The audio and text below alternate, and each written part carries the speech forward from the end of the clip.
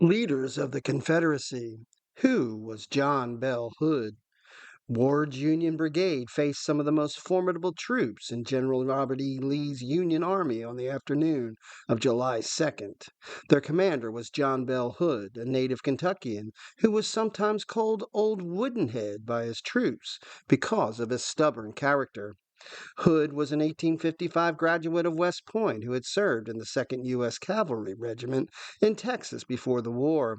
At the outbreak of the conflict in April of 1861, he resigned his commission and promptly reported for duty in Richmond, where he was commissioned a colonel at the head of the 4th Texas Regiment.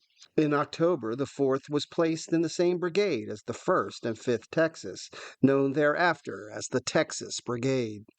By March of the following year, Hood was promoted to brigadier general in command of the Texans. In keeping with the western orientation of the brigade, the 3rd Arkansas was attached in November of 1862 and would remain with the Texans to the end of the war. Hood won promotion to major general in October of 1862, at which time he was handed command of the division that contained his brigade and was assigned in Lieutenant General James Longstreet's corps.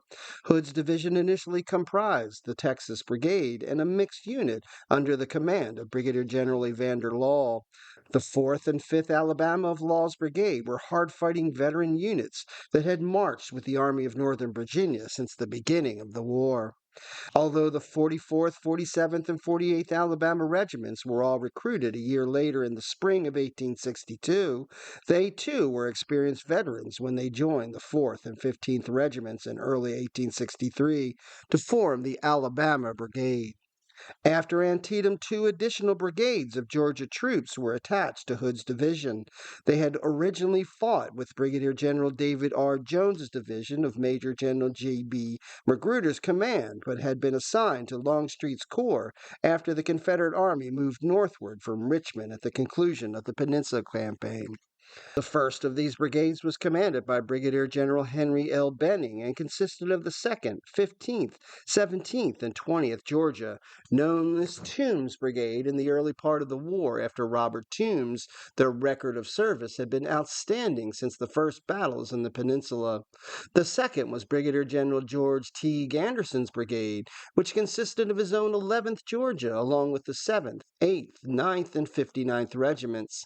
Except for the newly recruited 59th Georgia, these too were hardened veterans who had passed through all the battles of the East, including the Peninsula, Second Manassas, Antietam, and Fredericksburg.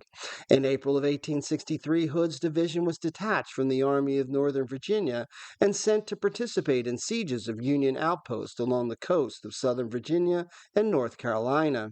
It did not return to Lee's army until after Chancellorsville. Thereafter, it would remain in this army until September of 1863, when it was again detached to participate in the Western Theater, first at Chickamauga and later at the sieges of Chattanooga and Knoxville. In February of 1864, Hood's division rejoined the Army of Northern Virginia and served it with gallantry to the end of the war under the command of Major General Charles Field.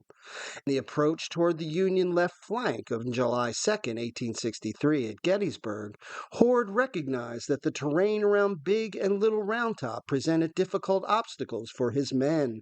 He asked Longstreet for permission to flank the hills and get behind the Union line, but his superior refused his request.